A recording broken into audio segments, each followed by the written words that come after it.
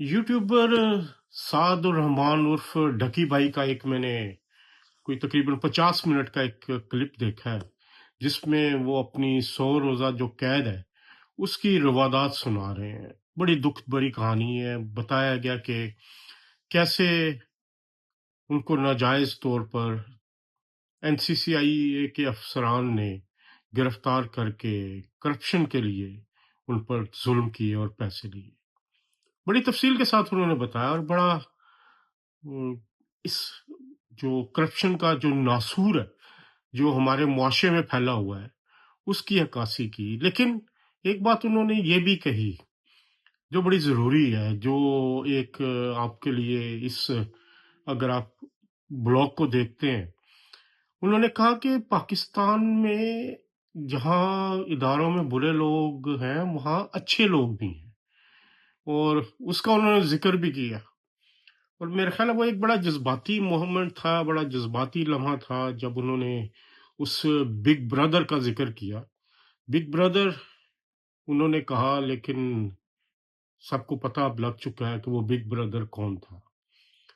वो big brother, और एक और बड़ा लफ्ज उन्होंने किया कि वो बिग ब्रदर वो है जो ये कहता है कि वी वर्क इन शेडोज और हमें किसी किस्म का कोई क्रेडिट नहीं चाहिए।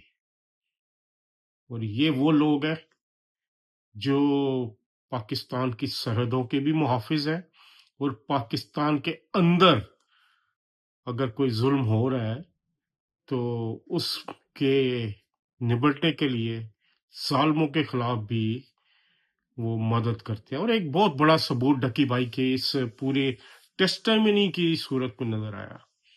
ढकी भाई ने यह भी बताया आपको कि वो फील्ड मार्शल सईद आसम मुनीर के भी शुक्रगुजार हैं, और मिलिट्री इंटेलिजेंस के जो डीजी हैं उनके भी शुक्रगुजार। और बड़ी एक तफसीली दास्तान है, बड़ी एक रूह को लर्जा देने वाले वाकयात हैं।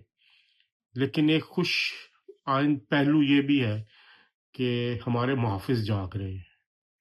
फील्ड मार्शल सैयद आसिम मुनीर की सरबराही में हमारे मुहाफिज हर तरफ नजर लगा के रखे हुए हैं।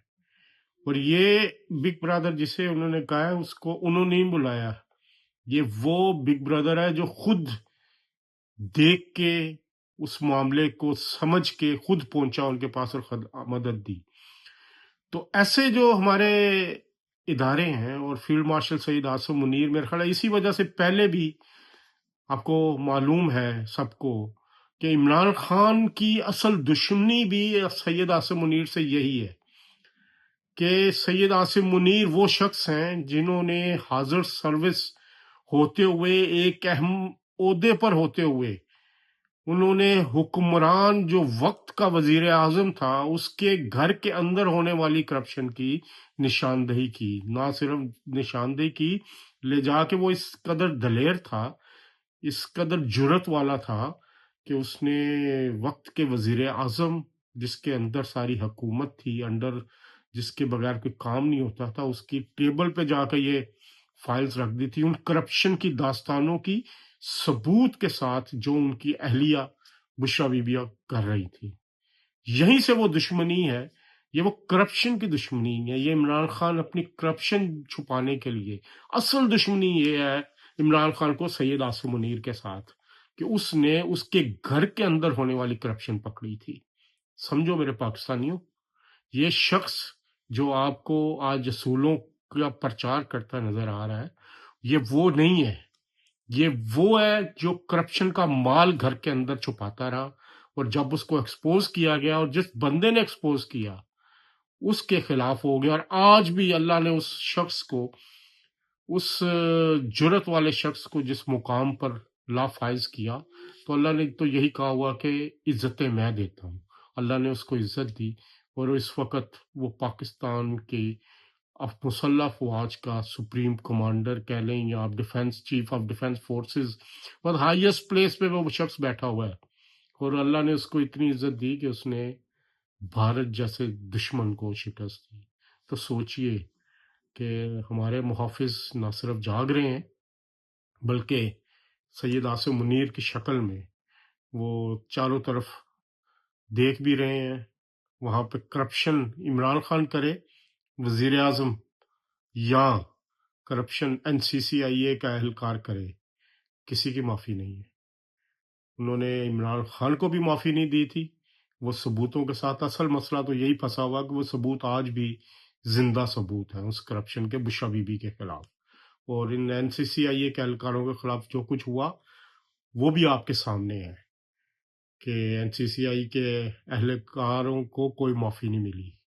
وہ فوج کے ادارے، MI کے ادارے یا ملٹری کے ادارے کا نام لے کے کرپشن کرتے رہے، اور جیسے ہی اداروں کو پتہ لگا انہوں نے پھر جو ان کے خلاف کیا، جو پاکستان کی تاریخ کا یہ سب سے اہم احتساب کا واقعہ ہوگا کہ اتنی بڑی تعداد میں اتنے طاقتور ادارے NCCIA یا FIA کے اہلکاروں کو گرفتار کیا گیا، جیل کے اندر ڈالا گیا، اور اس کے بعد ان کو نوکریوں سے بھی برطرف کیا گیا۔ تو یہ صرف اور صرف کوئی عزت والا، عظمت والا یا ہمت والا شخص ہی کروا سکتا ہے، اور جب تک وہ ادارے میں بیٹھا ہے جس نے نان کرپشن کی ایک پالیسی اپنائی ہوئی ہے، زیرو ٹالرنس کی پالیسی اپنائی ہوئی ہے، اسی لیے تو عمران خان پریشان ہے۔ وہ اسی وجہ سے پریشان ہے کہ اس شخص کے ہوتے ہوئے اس کی کوئی دال گلنے والی نہیں ہے، اور عمران خان کے مذموم مقاصد کے آگے وہ ڈٹ کے کھڑا ہے، پاکستان کی بہتری کے لیے کھڑا ہے، اور پاکستان کے ساتھ کھڑا ہے۔ ان حالات میں سب جو ہمارے دوست ہیں، جو پاکستانی ہیں، اوورسیز پاکستانی ہیں، ان سب کا اعتماد بھی اسی لیے جنرل سید عاصم منیر پہ ہے کہ ان کا جو ماضی تھا، جو حال ہے، وہ سب کے سامنے ہے، اور وہ پوری طرح صرف اور صرف اللہ کی خوشنودی کے لیے، اللہ کی رضا کے لیے، پاکستان کے تحفظ کے لیے کام کر رہے ہیں۔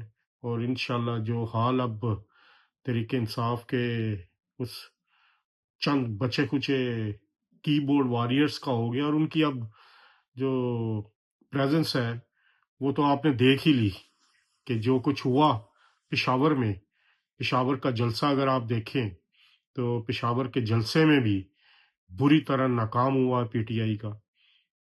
لو سہیل افریدی بڑا ترم خان بنا پھرتا ہے، وہ بھی بیچ بچا کے نکل لیا، اور وہاں پہ لوگوں کی اب حالت بری ہوئی ہے۔ سب لوگوں کو پتا ہے کہ تحریک انصاف کا جلسہ ناکام ہو چکا ہے، ورکرز آ نہیں رہے، KPK کے اندر بری طرح ٹوٹ پوٹ کا شکار ہے، اور صرف ایک مالی مفاد نے ان کو اکٹھے رکھا ہوا ہے کہ حکومت کے KPK کی حکومت کے جو فنڈز ہیں وہ کھائے جائیں۔ تو میرا خیال ہے it's time to hit hard, اور جو کرپشن میں ملوث ہوگا اور جو پاکستان کے خلاف ہے اس کے خلاف کارروائی کا وقت ہے، اور آغاز ہو چکا ہے۔ تو انشاءاللہ اچھی اور بہتری کی خبریں اب آتی جائیں گی۔ پشاور کا ناکام جلسہ یہ بھی ثابت کرتا ہے کہ تحریک انصاف کا اب کوئی والی وارث نہیں ہے۔ میرا خیال ہے حکومت پاکستان اب سوچے اس پہ کہ گورنر راج اب لگا ہی دینا چاہیے۔ کب تک پاکستان کے فنڈز جو ہیں یہ اس طرح پاکستان کے خلاف استعمال کرتے رہیں گے؟ بہت شکریہ۔ انشاءاللہ اگلے پروگرام میں دوبارہ ملاقات ہوگی، تب تک کے لیے اللہ حافظ۔